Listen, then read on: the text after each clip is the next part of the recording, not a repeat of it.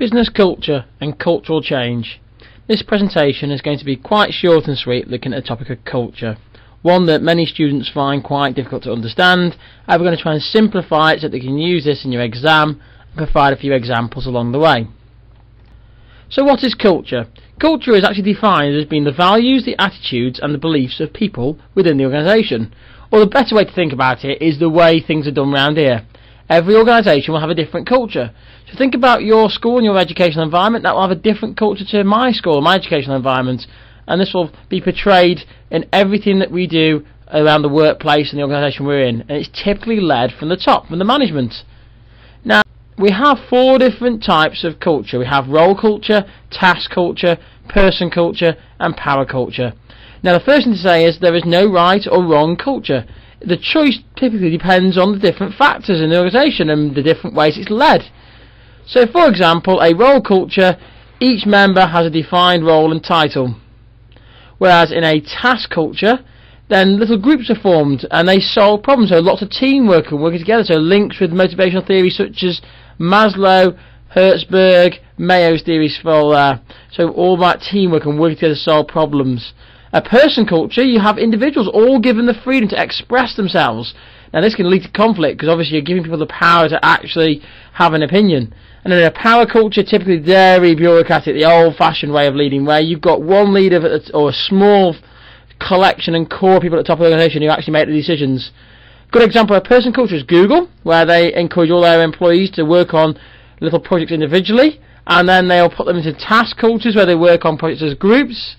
So you can see that it's very typically modern age business, quite modern. Power cultures tend to be more traditional organisations, so you tend to find like your large organisations like BT, for example, will have an autocratic approach. And then within a role culture, you tend to look where it's going to be in a supermarket, for example, where every member has got a clearly defined role. So like your Tesco, everybody's got a different role within that organisation. Most organisations, like I say, will have 1, if not 2 or 3 of them taking place at any one time. There is no right or wrong answer. So you've got lots of factors that can bring about change and force you to look at changing your culture. It could be the fact that you have a takeover or merger. So think about when we had EE, when they were formed by T-Mobile Orange. There was a change. There was a distinct change of culture. You've got French Telecom and Deutschland Telecom coming together to form one new organisation. So there was a cultural change that happened there. You may have declining profits. Think about the co-op, for example. They are having to bring about their cultural change because they've got declining profits and market changes, so the change in the needs of the customer. And then, of course, you've got change of ownership. That can also bring about cultural change. So when you think about organisations that are being led by an entrepreneur, like the Virgin Group, where Richard Branson set up one of his organisations and maybe sold it off, if you look into that sort of example, any example where you tend to have an entrepreneur who's been the centre point and made all those decisions and he's sold his organisation off to maybe a PLC, then you start to get this change in ownership type, and that's then going to force a change in culture because you can't have one person being the focal point and leading the organisation. So how do you go about managing successful cultural change? That is always the hardest part to achieve. Typically it's like a ladder, like I've drawn there. It's a stepping point. You tend to have to set a new mission statement. Then when you set a new mission statement, you've got some new objectives. You need to get your staff to commit to the change. Commit to wanting to change the culture and committing to buying into the cultural change. Also, you probably need to be really positive about the change and don't be negative about it, and make sure you accentuate the positive. So get the staff to believe that this change in culture is going to benefit everybody. Offer staff training schemes. So train staff in the new way of doing things, but give them rewards. And also, more importantly, involve your staff.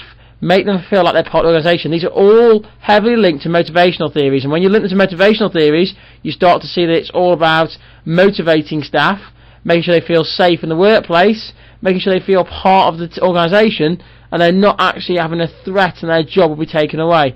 That is the challenge. Cultural change is hard. You get lots of cultural resistance. Look at the COP, for example, of that. There's a short video on my website that shows you about how they just recently voted to change their structure at one level. However, it's got to go through many more levels before it will be changed. Cultural resistance is one of the biggest and largest factors holding back many organisations. Okay, I've done a really short presentation there on culture because many of you have asked for it. You should now have an understanding of the different organisational cultures that exist and some of the different methods that can you use to bring about cultural change. You should also have some examples you can use and link to the exam as well. Do some more research on this topic. It is quite a heavy topic and you're only going to understand it if you do the research and link it together. Hope that helps you. Don't forget to follow me on Twitter @BeeBusinessBee and subscribe to my YouTube channel. You can also tweet me any areas of business you want me to cover in the future. Don't forget to check out my website. It's beebusinessbee.co.uk.